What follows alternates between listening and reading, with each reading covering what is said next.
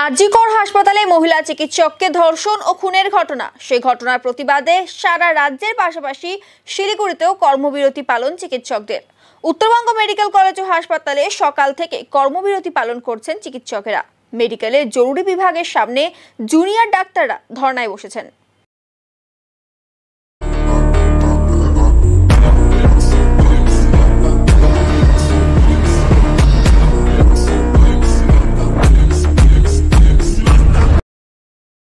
আরজিকরের ঘটনা সামনে আসার পর থেকেই প্রতিবাদে নেমেছে চিকিৎসক মহল। সোমবার উত্তরবঙ্গ মেডিকেল কলেজ ও হাসপাতালে কর্মবিরতির জেরে আউটডোর পরিষেবা বন্ধ থাকে, তবে রোগীদের জন্য জরুরি বিভাগে পরিষেবা স্বাভাবিক রয়েছে। আন্দোলনরত চিকিৎসকেরা ঘটনার বিচার বিভাগীয় তদন্তের দাবি করেছেন।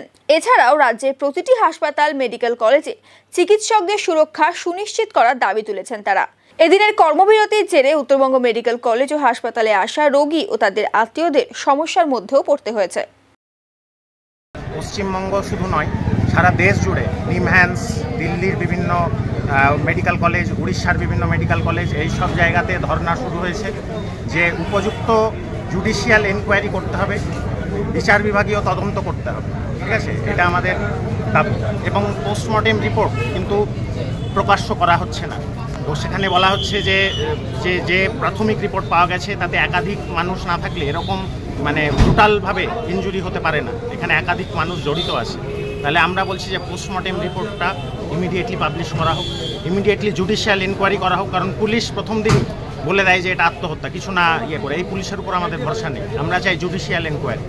এবং সেখানে প্রথম দিন থেকেই আরজিকরের যিনি প্রিন্সিপাল মহাশয়, তিনি কিন্তু এই আন্দোলনকে ভালোভাবে নেননি। তিনি শুরু থেকেই বিভিন্ন রকম, প্রথমে মর্গে বডিটাকে পাঠিয়ে দিতে চাচ্ছিলেন, ম্যাজিস্ট্রেট ইনকোয়েস্ট করতে দিচ্ছিলেন না, কিন্তু আন্দোলনের চাপে পড়ে করতে বাধ্য হন। ওনারও পদত্যাগ আমরা দাবি করছি। এই দাবিতে আমাদের কাল থেকেই এখানে ধর্না চলছে ইমার্জেন্সিতে। আজকেও দেখছেন আপনারা সবাই এসছে, হ্যাঁ, জুনিয়র ডক্টর থেকে শুরু করে স্টুডেন্ট, ইন্টার্ন, এবং আমরা কিন্তু এই দাবি নিয়ে আন্দোলন চালিয়ে যাব। এবং আমাদের এই কলেজে যে অবস্থা, এখানেও ডক্টর রুম নেই, বিভিন্ন জায়গায় টয়লেটগুলো খুবই খারাপ অবস্থা, ঠিকঠাক মতো এখানে সিকিউরিটি নেই। সেই দাবিতে আমরা আন্দোলন চালাচ্ছি, ধর্নাতে বসছি। আমাদের ইমার্জেন্সি সার্ভিস বাদ দিয়ে যেগুলো নন ইমার্জেন্সি সার্ভিস, অর্থাৎ কিনা আউটডোর এবং শিডিউল ওটি সেগুলো বন্ধ থাকছে। ইমার্জেন্সি সার্ভিস আমরা পেশেন্টের সাথে চালু রাখছি। আমরা চাই না দূর থেকে যে খারাপ পেশেন্ট আসুক, যাদের জরুরি ভিত্তিক চিকিৎসা দরকার সেটা কোনোভাবে হ্যাম্পার হোক। তো সেই ব্যাপারটা চালু থাকছে, বাকি সেটা বাদ দিয়ে আমরা সমস্ত কিছু বন্ধ রাখছি। আমাদের তরফ থেকে আমরা এখানে ধর্নায় বসবো এবং একটা প্রতিবাদ মিছিল বেরোবে। তো খারাপ একটা ঘটনা ঘটেছে, সেটার এগেনস্টে আমরা প্রতিবাদ করছি। তাতে যে একদম অসুবিধা হবে না কারোর, সে কথা তো বলা যায় না, কিছুটা অসুবিধা হবেই, সেটা মেনে নিতে হবে। আমি আবারও বলছি, যেটা জরুরি ভিত্তিক পরিষেবা দরকার রোগীদের, যারা দূর দূর থেকে আসে, নর্থ বেঙ্গল মেডিকেল কলেজের উপর একটা বিরাট অংশের পপুলেশন ডিপেন্ডেন্ট হয়ে থাকে।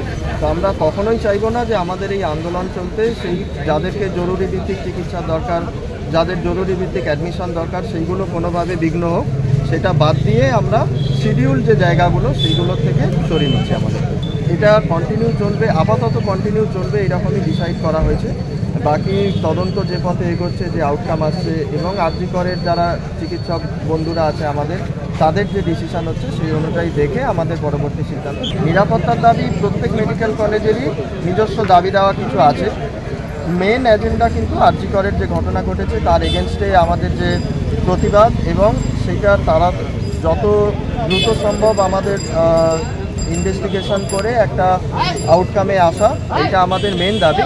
তার সাথে সাথে প্রত্যেক মেডিকেল কলেজের মতোই আমাদের মেডিকেল কলেজেও নিরাপত্তার ডিউটির ব্যাপারে, নিরাপত্তার ব্যাপারে কিছু দাবি দেওয়া আছে।